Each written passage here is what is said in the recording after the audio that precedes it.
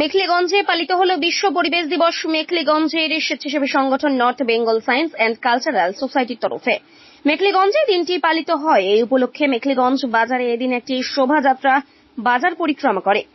এরপর স্থানীয় মানুষদের হাতে চারা গাছ উপহার তুলে দেন north Bengal science and cultural সোসাইটির সদস্যরা।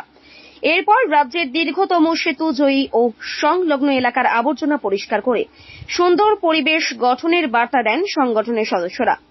এদিন কর্মসূচিতে উপস্থিত ছিলেন সংগঠনের কর্ণধার দিব্যায়ন সরকার, সংগঠনের সদস্য আজমা হোসেন, ঐতিক রায়, মানস সরকার, মৈনাক সরকার, সুভাষিস ধর, শুভলীল ভৌমিক সহ অন্যান্যরা। এই বিষয়ে কি বলেন সংগঠনের কর্ণধার দিব্যায়ন সরকার, আসুন শুনে নেওয়া যাক। বিশ্ব পরিবেশ দিবস।